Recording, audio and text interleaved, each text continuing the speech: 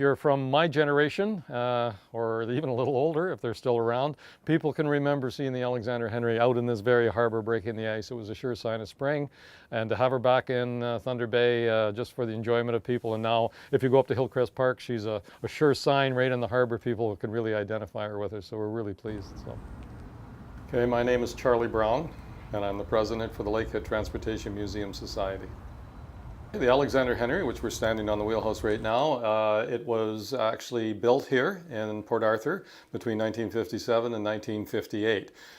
It was christened and put into the water July 18th, 1958, and this past July 18th we had a rechristening right here on our dock, so that was kind of exciting. It was commissioned as an icebreaker buoy tender with the Canadian Coast Guard in 1959. It worked throughout the Great Lakes, did most of its tour in fresh water, did a little salt water near the end of its tour out around the Maritimes and Newfoundland, and it was decommissioned in 1985. The Coast Guard then gifted the ship to the Marine Museum in Kingston, Ontario, and they owned it until 2016 when they had to vacate their property. The Henry was in jeopardy. As I said, the Marine Museum in Kingston was donated the ship in '85. They had it until 2016, but then they had to remove it because they had to evacuate the property, and there was no place for the ship. So politically, they were having a really hard time. They were looking at the option of sinking the ship and making it a diving facility in southern Ontario, but that was not feasible. It was just too much money. Then they were looking at scrapping the ship itself. But that also was several hundred thousands of dollars to do that as well.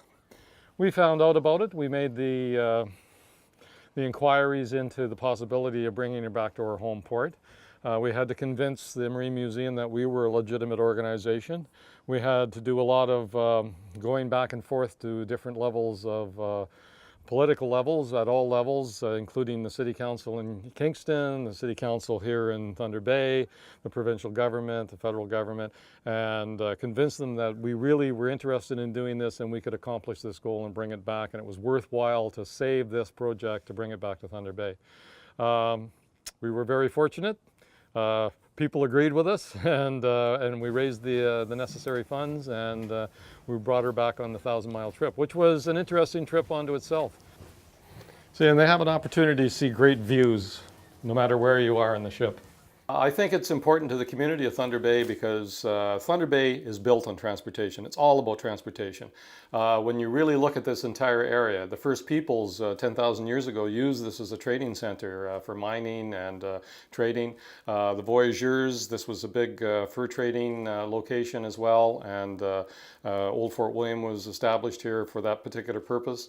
Later on, during the Industrial Revolution, we started bringing in major shipping, which obviously the Alexander Henry helped out with, but as well, Thunder Bay is a hub center at the top of the Great Lakes for not only shipping, but for rail service, for air service.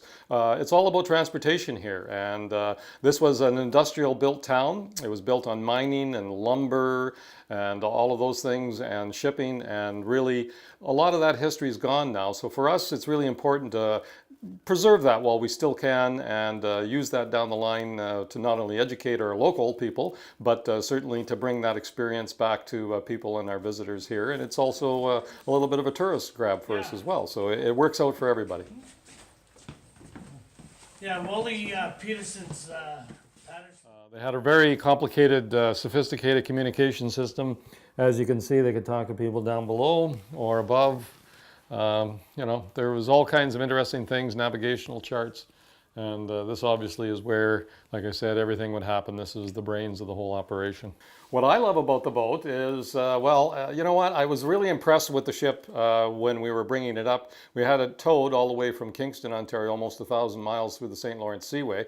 So I'd only seen it in pictures and when it got into the harbor, but the first time I actually stepped on it, it was remarkable. I went, this is really neat, this is really big, and people are going to love this. And the big thing about most people getting on the ship is they don't realize how large this vessel is until they actually get into it. It looks small when it's out in the harbor, but it's really not.